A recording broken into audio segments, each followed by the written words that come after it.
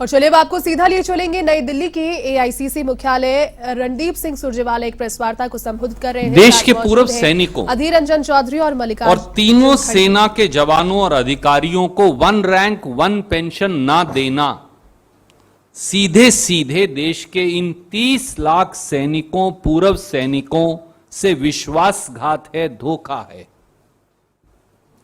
भाजपा और मोदी सरकार सैनिकों की वीरता और बलिदानी के नाम पर वोट तो बटोरती है, पर उन्हें 1 रैंक 1 पेंशन दिए जाने का विरोध करती है।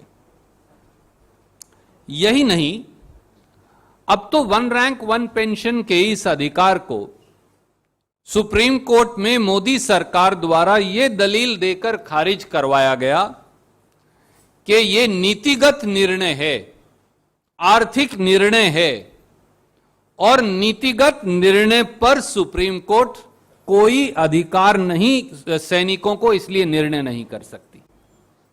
यह सैनिकों का अधिकार ही नहीं। अब इस बारे में कुछ तथ्य कृपया देख लें, क्योंकि मैं आज इस मन से बड़ी जिम्मेवारी से आपको यह कहूंगा कि सुप्रीम कोर्ट के समक्ष भी सरकार द्वारा सारे तथ्य नहीं रखे गए। व्यक्तिगत तौर से मेरा यह मानना है कि शायद यह जानबूझकर किया गया। साल 2004 से 2012 के बीच यूपीए कांग्रेस सरकार ने 3 बार एक्स सर्विसमैन की पेंशन बढ़ाई और 7,000 करोड़ का फायदा उन्हें दिया। 17 फरवरी 2014 को देश की संसद का में बजट पेश करते हुए तत्कालीन वित्त मंत्री श्री पी चिदंबरम जी ने सरदार मनमोहन सिंह जी की सरकार की ओर से, यूपीए की ओर से यह घोषणा की कि 1 रैंक 1 पेंशन लागू कर दिया जाएगा, कोश्यारी कमेटी के अनुरूप। 26 फरवरी 2014 को उस समय के रक्षा मंत्री श्री ए.के. एंटनी द्वारा तीनों सेनाओं के मुखिया और उनके साथ साथ डिफेंस सेक्रेटरी और डिफेंस मंत्रालय के अधिकारियों की एक बैठक की गई। उस बैठक की प्रतिलिपि मैं आपको भेज रहा हूं, वो ये, और इसमें साफ तौर से निर्णय लिया गया कि एक रैंक में काम कर एक जैसी सेवा से, एक समय बराबर की सेवा से रिटायर होने वाले सभी अधिकारियों को एक समान पेंशन दी जाएगी। उनकी रिटायरमेंट की तारीख कोई अलग अलग चाहे क्यों ना हो, और बढ़ी हुई पेंशन का फैसला और निर्णय भी, लाभ भी सभी पूर्व सैनिकों को मिलेगा। यह स्पष्ट आदेश है और मैं ये पढ़कर सुनाना चाहूंगा जो सरकार ने किया।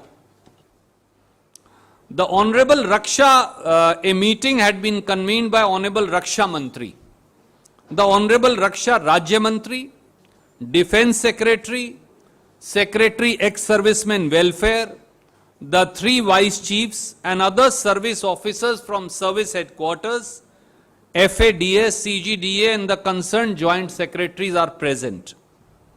It was noted that 1 rank 1 pension implies that uniform pension be paid to armed forces personnel retiring in the same rank with the same length of service, irrespective of their date of retirement, and any future enhancement in the rates of pension to be automatically passed on to the past pensioners. This implies bridging the gap between the rate of pension between the current pensioners and the past pensioners and future enhancements. Para 5 is important. He directed, it's a decision, he directed that CGDA may initiate necessary steps in consultation with the 3 services, MOD Finance and Department of Ex-Servicemen Welfare, to give effect to this decision. It's not a policy. He said we've decided this. He also emphasized that family pensioners etc. be included. 24 अप्रैल 2014 को कांग्रेस सरकार ने एक आदेश जारी किया रक्षा मंत्रालय ने बाकायदा, इस आदेश की प्रतिलिपि मैं आपको भेज रहा हूं, और हमने कहा, as decided in the meeting on OROP chaired by honourable रक्षा मंत्री on 22 April 2014, a working group is constituted as follows to finalize the modalities of implementation of OROP. OROP is decided. Only modalities of implementation have to be decided based on the principles specified in the previous meeting on OROP held on 26 February 2014. यानी 26 फरवरी को जो निर्णय किया है उसे लागू करने के लिए एक ग्रुप बनाया गया। और यह तीसरा कागज जो शायद सुप्रीम कोर्ट देख ही नहीं पाई, इन दोनों को भी और तीसरे को भी, यह वो कागज है जिससे OROP कैसे लागू होगी, और ये तीनों सेना के प्रमुखों को भेज दिया गया। और इसमें बाकायदा जो 26 फरवरी की मीटिंग है उसका खुलासा है। उसके बाद ये लिखा है, the above definition has been accepted by the government, क्योंकि अब उन्होंने कोर्ट में कहा कि ऐसा कभी निर्णय ही नहीं हुआ था और कोर्ट ने उस आधार पर निर्णय कर दिया।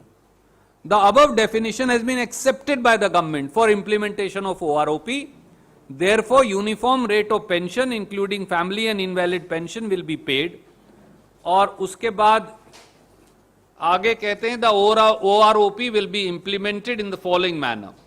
ये आप पढ़ लेंगे, ये इसके अगले पन्ने पे लिखा है बाकायदा कैसे ये लागू होगी और कितना पैसा इस्तेमाल में आएगा, कितना पैसा देना पड़ेगा, उसकी डिटेल्स भी इस चिट्ठी में।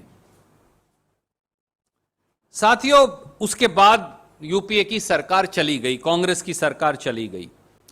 23 अक्टूबर 2014 को दिवाली वाले दिन सियाचिन ग्लेशियर पर और 10 जुलाई 2014 को तत्कालीन वित्त मंत्री अरुण जेटली साहब ने अपनी बजट स्पीच में कहा कि हां, हम OROP लागू करेंगे। पर 7 नवंबर 2015 को एक नया आदेश मोदी जी ले आए और उसमें उन्होंने 1 रैंक 1 पेंशन को 1 रैंक 5 पेंशन बना दिया, OROP को खत्म कर दिया। और दूसरा यह कह दिया कि प्री मैच्योर रिटायरी जो हैं उनको OROP नहीं मिलेगा। ज्ञात रहे कि 46% सैनिक प्री मैच्योर रिटायर हो जाते हैं। मैं अब अगर कोश्यारी कमेटी को, जो बीजेपी के पूर्व मुख्यमंत्री है, उन्हें कोट करूं तो उन्होंने कहा कि केवल थल सेना में, आर्मी में 13 लाख में से 1000 लोग ही, ओनली 1000 आउट ऑफ 13 लाख, वो 60 साल की रिटायरमेंट एज तक पहुंचते हैं। अधिकतर जवान जूनियर कमीशन्ड ऑफिसर यानी 80% 40 साल की आयु तक रिटायर हो जाते हैं और घर चले जाते हैं। 10% 46 साल तक हो जाते हैं, तो बाकियों के लिए रह गया। हमारी जो इंडियन एक्स सर्विस मूवमेंट है, उन्होंने याचिका दायर की, इन्होंने विरोध किया और कहा कि यह आर्थिक और नीतिगत निर्णय है, यह नहीं दिया जा सकता।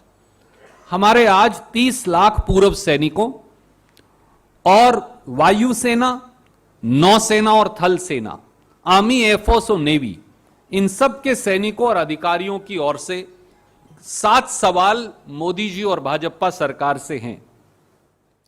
क्या 30 लाख पूर्व सैनिकों को 1 रैंक 1 पेंशन से जानबूझकर वंचित करना देश की सेनाओं से विश्वासघात नहीं? नंबर 2, क्या कारण है कि मोदी सरकार ने सुप्रीम कोर्ट में OROP का विरोध किया? नंबर 3, क्या कारण है कि मोदी सरकार OROP पर कांग्रेस यूपीए सरकार के 26 फरवरी 2014 और 24 अप्रैल 2014 के आदेश को लागू करने से सुप्रीम कोर्ट के समक्ष इनकार कर रही है?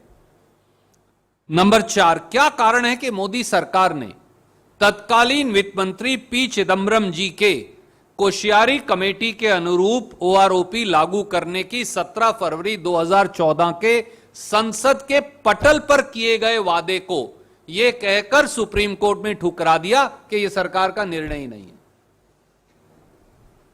साथियों, ये आपकी सरकार कह रही है कि बजट स्पीच जो है वो सरकार का निर्णय नहीं होता। 5वां, क्या कारण है कि मोदी सरकार ने तत्कालीन रक्षा मंत्री AK एंटनी जी द्वारा 26 फरवरी 2014 को की लिए गए निर्णय को सुप्रीम कोर्ट के समक्ष यह कहकर ठुकरा दिया कि यह सरकार का निर्णय नहीं है।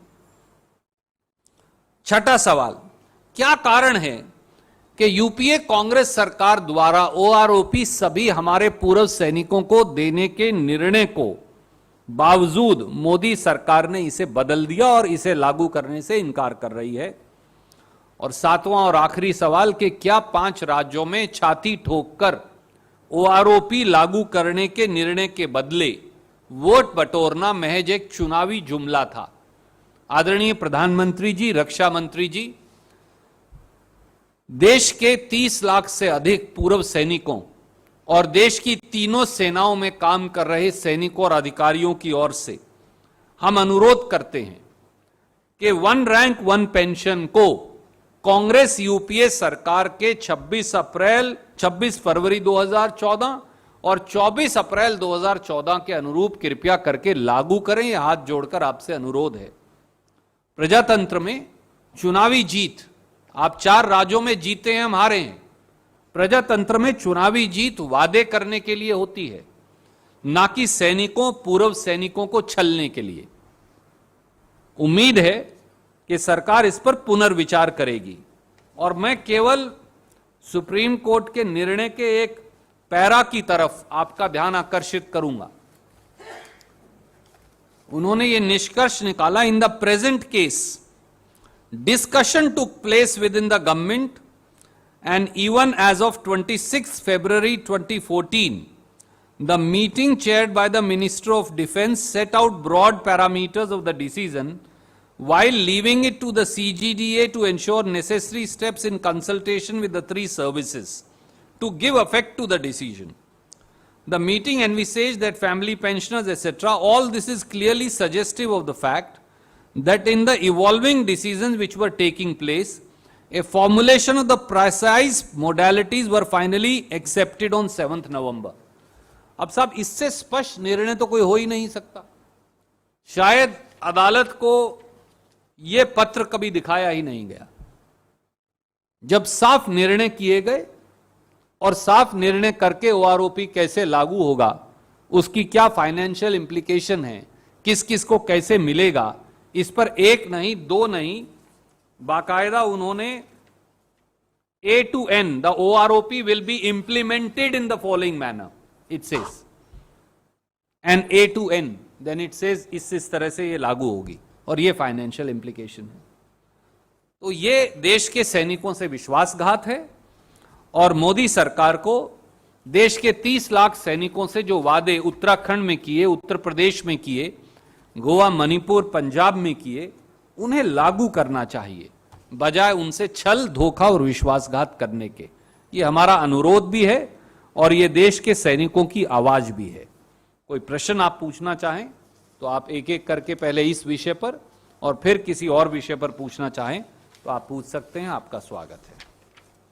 We'll first start with OROP and then we'll go elsewhere. As you say, we are sending you all these documents.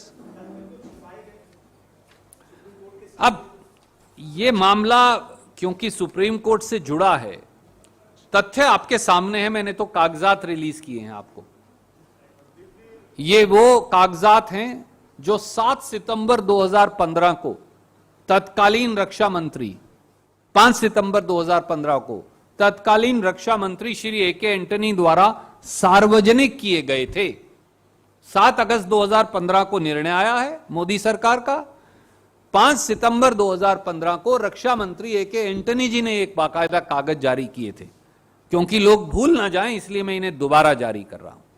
तो यह साफ है कि OROP कांग्रेस ने इंप्लीमेंट कर दिया था, पर इंप्लीमेंट करने के बाद भी उसे वापस लेकर नया निर्णय कर आधे से ज्यादा सैनिकों को पेंशन से 1 रैंक 1 पेंशन से महरूम करना और बाकी सबको 1 रैंक 5 पेंशन बनाना, यह सरासर गलत है, धोखा है, विश्वासघात है।